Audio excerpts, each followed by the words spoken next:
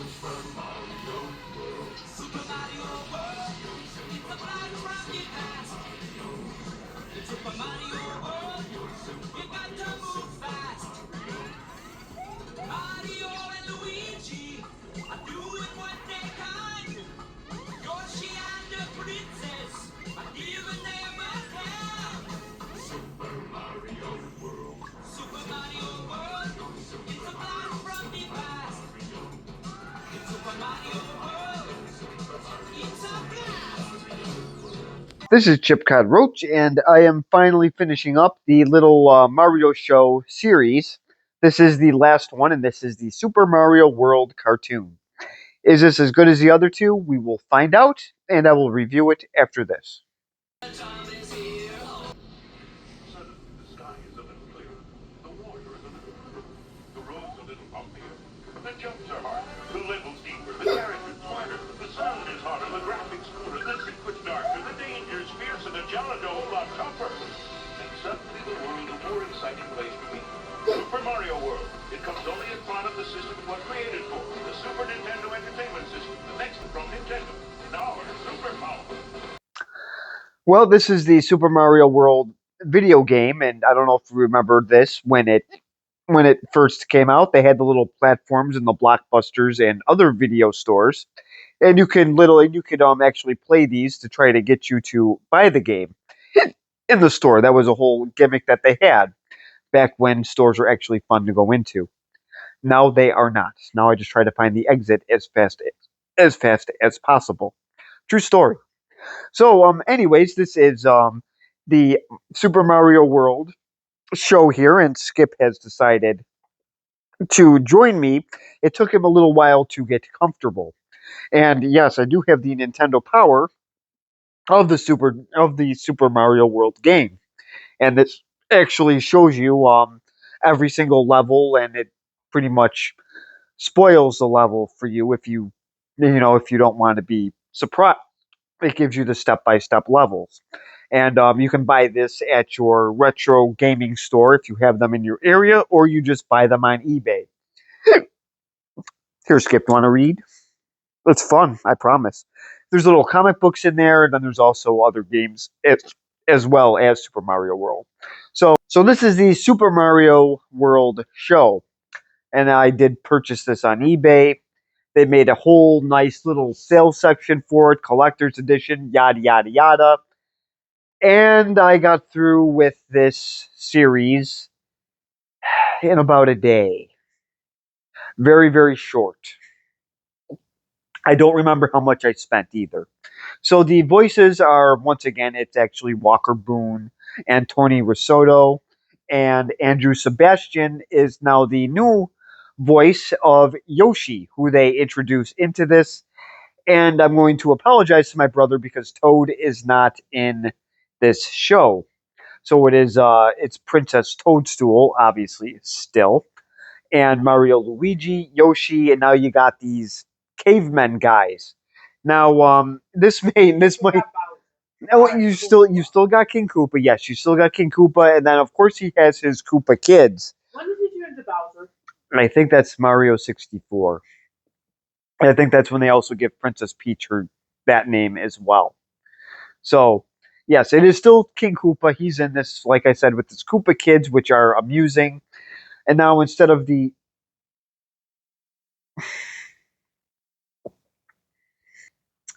So I believe this came out in 1991. And also, so instead of a Mushroom Kingdom, now you got cavemen.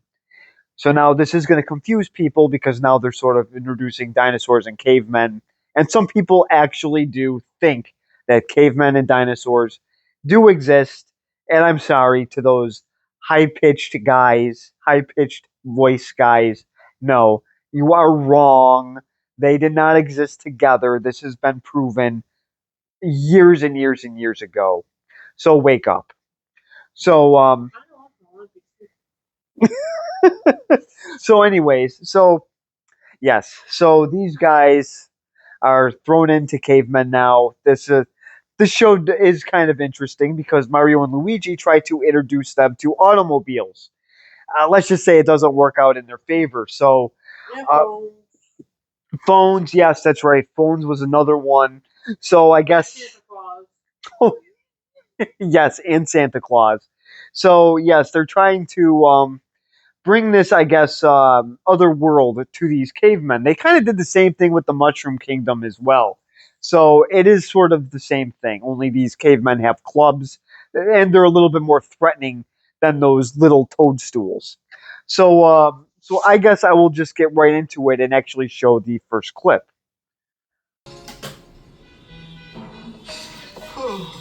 Your turn as traffic cop, Mr. Bender Bender. If only Yoshi would stop nibbling on the stop signs. It's a nightmare out there. Yeesh. I thought they'd catch on by now. They're catching it all right. Well, this was a little bit of a problem. This, I guess it kind of reminds me of the state of Florida a little bit with all the accidents. So, so this is the cavemen here. So I guess this is kind of jumping into the automobile thing, into this dinosaur caveman world. Um, that caused a little bit of a problem. Yoshi was also chewing on the stop sign. So that's not good. So now I will show the other clip here of Koopa's wonderful kid who made his own little invention.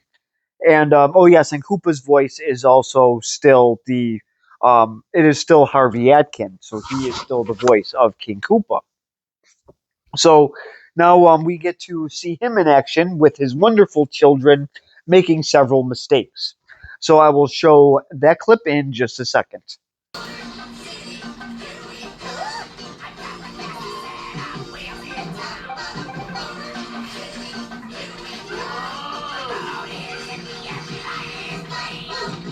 Well, this is Koopa's wonderful children here.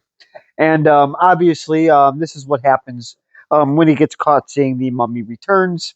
He makes a lot of mistakes here. And this does remind me of a little, I think Power Rangers stole this idea from Mario, because this looks like one of those goofy things that the Power Rangers have.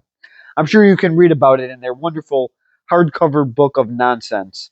So, so this clip here was kind of amusing because Koopa does have always a hard time. He always finds a way to lose, and now he has his children. So probably Koopa reproducing wasn't such a good idea. So his kids are kind of they're kind of not smart. So this is sort of the end of the episode here, and we did get to see Yoshi. So now I will show the other clip of Koopa's next child in the next episode. It is a mix of Fran Drescher and Joan Rivers. So I will show Koopa's wonderful daughter of diamonds in just a second. My ice palace, and then it's freezing! I'm so cold I have ice on my feet. I'm freezing fire! I want a big dog! I want heat! I want fire! I want it! I want it! I want it! Ugh. Hold on a second. Well, here is Miss I Want. And that poor turtle, she just stomped the bejeebers out of it. So, this is Koopa's wonderful child. I guess this is his princess. I would not call her a prized possession by any means. Could you just imagine her at birth? She was probably whining the second she got out. It's cold, it's cold. So, she likes to complain a lot. So now she is just completely flooding everything. So she is melting her little ice palace. So we will see what type of damage she does. It's kind of like taking a carnival cruise. There's just one big flood on the boat. So I will show the next clip in just a second. What kept you? Mario, pay attention! We've got to find Mama Fire Plant fast! It's so warm, look at all the slush! Iceland is melting! Oh, that means I like it! Listen, you lady lounge lizard. If you don't take me back to Dome City, the cave people will freeze. They can find fireballs from me! I'll have a fire sale! I'm trying to remember where I left off. Well, this is the flood here. So Koopa's little daughter is just causing all of this problem, and this cannot be really warm water either. So this would drive me nuts. And like I said, you'll have to pay attention to my next video why I'm comparing this to a Carnival cruise. So so this is a little scene here, and she's playing with fire in her little palace of nonsense, trying to warm it up. And she also stole a nice little plant with chompers on it. So you will have to watch the end of this episode to see if this little brat gets what's coming to her, because I'm sure, as most of these episodes do, she will for sure. So now I will show the next episode here. So we get to see what Koopa does when he wants to run a circus. So I will show that clip in just a second. To the greatest circus of them all, the Koopling Brothers Circus, greatest show in Dinosaur Land, because of me, Big Mouth, the greatest ringleader of them all, master tamer of dangerous dinosaurs. Big Mouth, bring on the clowns!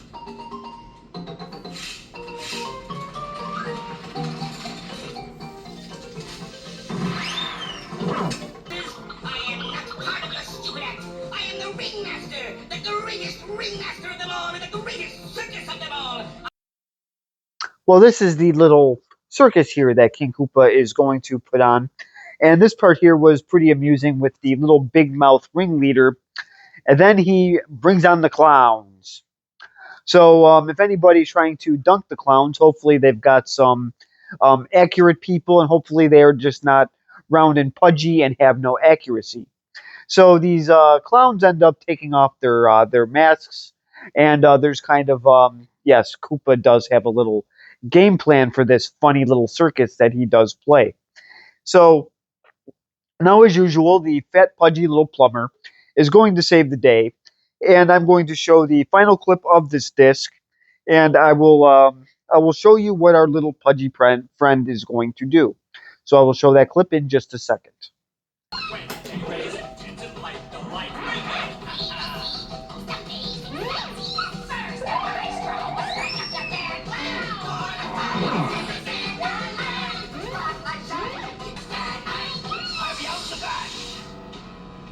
I wouldn't do that, plunge your face! Not if you want to see your precious princess again!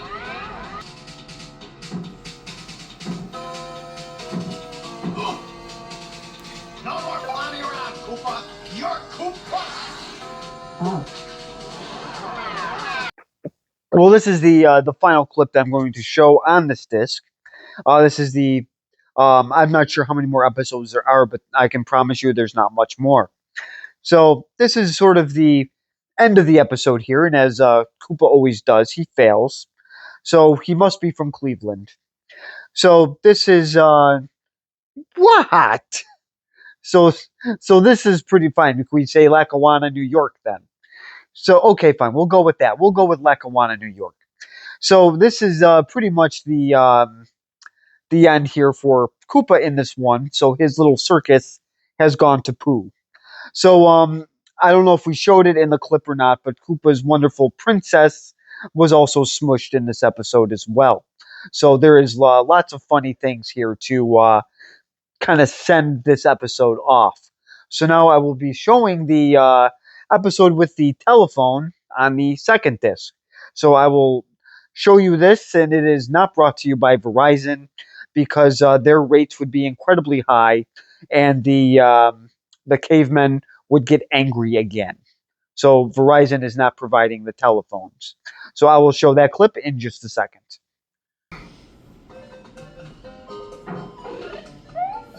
I've got it. Watch this, Luigi. Why coconuts? No, melons are too juicy. They drip in your ears. Here, let's try it. Luigi, can you hear me? Sorry, I have a coconut in my ear. Try talking to me, Einstein. Okay. Hello. Mario, are you there? Yeah, I'm here. Haha, I've done it! Our first payphone! Isn't it great, Luigi? If you're an accident, the cave people can call for help. A phone in every dome. Gee, I hope everyone doesn't decide to reach out and touch someone at the same time. No way. You worry too much, Luigi. Hello, Dome Central. This is your princess speaking. Sorry, that line is busy. Well, this is what they're using for the phones. They are using coconuts. So now I guess the first episode on disc 1 was cars, and the first episode on disc 2 is telephones, since this was brought to my attention. So so yes, technology is being used to these wonderful little cavemen. So far it is working, but now we have the bugs from Bella Pizza that are now creating havoc, and now they're going after the little phone service that these plumbers installed. So I guess now they can also be phone company installers as well. So now I will show the next clip in just a second. Deleting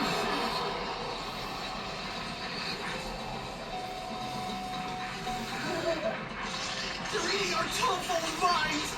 That'll solve the phone problem. Yeah, but what about our problem? Yes. Well, here's a little problem here. So these are the little caterpillars that I believe just came from a Bella Pizza taco.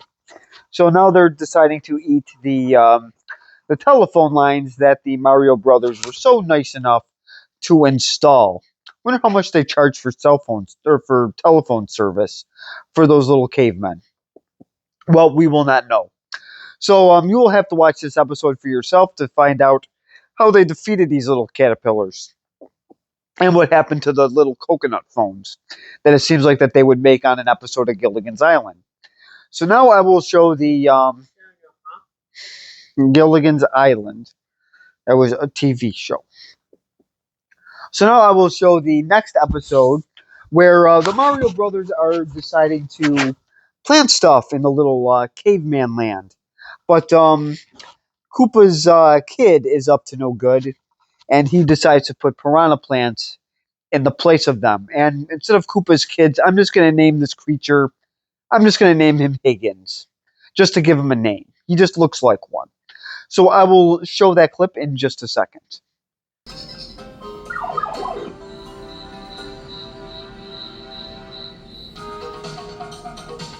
last, my time has come. Let's show those plumbers how much pull we have, boys. Now, Minos. Hey, Luigi, I think I see something down there. I got it. Yo! No piranha plant's gonna munch Mario! Well, so this is like I said, I named this little thing Higgins. So he actually stole all their produce and decided to put piranha plants in there instead. So Mario got quite a surprise when he was digging up what he thought was maybe a squash or a carrot, and it ended up being a plant that wanted to eat him. Well, Yoshi does have a solution, so I will show that in the next clip, and we get to see little Higgins again. And who knows what he's doing? Probably dreaming up what video game he can buy with this produce. So I will show the next clip, and we get to meet the little Koopa kid, or what I'm naming him, Higgins. So I will show that clip in just a second. Focus boy!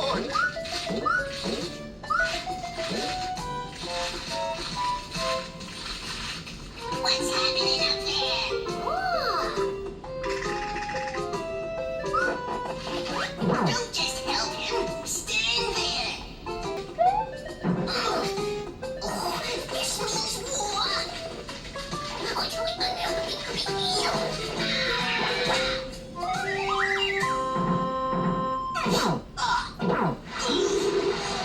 Cheatsy Koopa, yeah! Well, I guess instead of me naming him Higgins or Scriggins, I guess his name is, I guess it actually is Chintzy.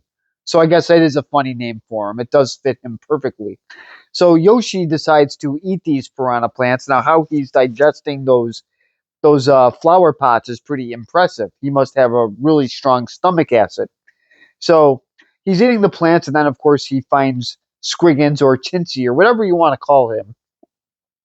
And so he does create a problem for this little creature. So now that is the end of that clip that I'm going to show. And now Koopa is nice. He's now bringing TV to the cave people. So now we get to see him bring Rock TV to the cave people. And this is, of course, going to be a Ron Popeil type of scheme. So I will show that clip in just a second. Koopa's neighborhood. Final bunga! We've got the World Dinosaur Wrestling Federation.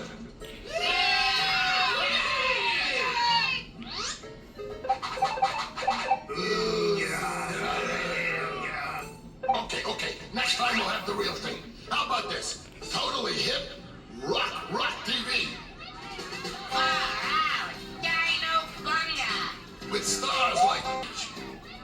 I say, baby. Now, here's the really big news. You can enjoy all this on your. Well, so this is the little programming that Koopa is bringing them. So the little puppets, I guess he's bringing them wrestling, which even with those little puppets there is still better than today WWE. And then he's also saying Mr. Cooper's Neighborhood. So I think at this time, Hanging with Mr. Cooper was a popular, Hanging with Mr. Pooper was a popular show. I obviously did not care for it if I called it that. And then he also said Vanilla Ice Age. Obviously, he's talking about the no talent rapper Vanilla Ice, who of course was in my review of Teenage Mutant Ninja Turtles 2. We all know he was a one-hit wonder and ripped off his beat from the band Queen. So Vanilla Ice, in my mind, should not even be part of the music business at all, and should just be erased from everything in history. So moving on. So Koopa has Koopa has his little scheme going on here. So what it is you buy a TV, which is nice. You buy this Rock TV, but then you have to keep inserting coins. So what a shyster. So this is a definite Ron Popeil idea. So some guy that was doing infomercials. So he is no better than anybody's cable company. This could even, well, people do say this is a scheme, but this is what video game things are doing now. You have to add money to level up or get a weapon. So really what Koopa's doing really isn't anything different than what the PlayStation and Xbox people are doing. So Koopa's just ahead of his time. I think it's a ripoff. So now I will actually show the clip of the princess wanting to take a nature walk with Yoshi, and poor Yoshi just wants to watch. I hope he doesn't want to watch Vanilla Ice Age, but he probably wants to watch the whatever he called it, the Caveman Wrestling Federation, or whatever he called it. So I will show that clip in just a second, and this will be the final clip. Out. Yoshi and I are going for a nature walk. Hey, maybe we'll see you on PBS. And now